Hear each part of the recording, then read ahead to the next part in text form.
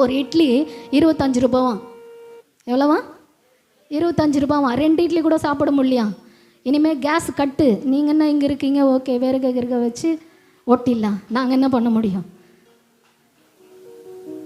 யோசிச்சு பாருங்க. அடுத்து கரண்ட்டு கட்டு, பெட்ரோல் கட்டு, டீசல் கட்டு. கரண்ட்டு கட்டாச்சுன்னா வேலைங்க இருக்காது, சாஃப்ட்வேர் மொத்தம் இழுத்து மூடப்படும். அப்போ ஏகமாய் கூடி கர்த்தரை துதிக்கிற நாள் வரும். ஹல்லேலூயா. கரோனாவில் ஒரு அதிர்வு உண்டானது போல இதுக்கப்புறம் 3.5 வருஷ காலம் எப்படி இருக்க போகுது தெரியுமா? அழிவின் பள்ளத்தாக்கு, அகோரமான நாட்கள். நீயும் நானும் கர்த்தர்கிட்ட நம்மளுடைய ஆவியை ஒப்பு கொடுக்கும்போது மறைக்கப்படுவோம். ஹல்லேலூயா. தைரியமாய் கர்த்தருடைய வார்த்தைகளுக்கு நம்ம கீழ்ப்பட்டு நடக்கும்போது நம்மளுடைய ஆவியை, நம்மளுடைய குடும்பங்களை, நம்மளுடைய பிள்ளைகளை கர்த்தர் மறைத்து கொள்வார். 60ஆம் ஏசாயா தீர்க்க தரிசன புஸ்தகத்தை வாசிக்குவோமா? எழும்பி பிரகாசி. ஹல்லேலூயா. இன்னும் அவர் எனக்காக இதை பண்ணிக்கிட்டே இருக்காரு, அப்படி இப்படின்னு சொல்லிக்கிட்டு இருக்குது இல்லை, எல்லாம் முடிச்சிட்டார். ஹல்லேலூயா, முடிச்சிட்டார். இனி நானும் நீயும் செய்ய வேண்டியது என்னவா? எழும்பி கர்த்தருக்காய் பிரகாசிக்கணும். எழும்பி பிரகாசி, உன் ஒளி வந்தது, கர்த்தருடைய மகிமை உன் மேல் உதித்தது. பக்கத்தில் இருக்கவங்க பார்த்து சொல்லுங்க, எழும்பி பிரகாசி. சிரிச்சு சொல்லுங்களேன், சிரிச்சு சொல்லுங்களேன், எழும்பி பிரகாசி.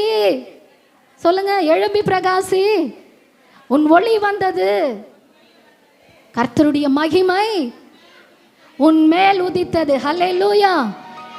அவருடைய ஒளி உன் மேல் வந்தா வியாதி போகும். ஹல்லேலூயா.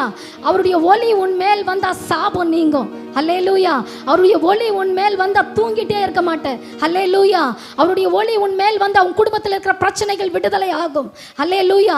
அவருடைய ஒளி உன் மேல் வந்தா தப்பான வழிக்கு நீ போக மாட்டாய். ஹல்லேலூயா. அவருடைய ஒளி உன் மேல் வந்தா உன் குடும்பத்தில் சமாதானம் காணப்படும். ஹல்லேலூயா. அவருடைய ஒளி உன் குடும்பத்திலும் உன் சபைக்குள்ளவும் உன் இருதயத்துக்குள்ள வரும்போது நீ வித்தியாசமானவனாய் காணப்படுவாய். ஹல்லேலூயா.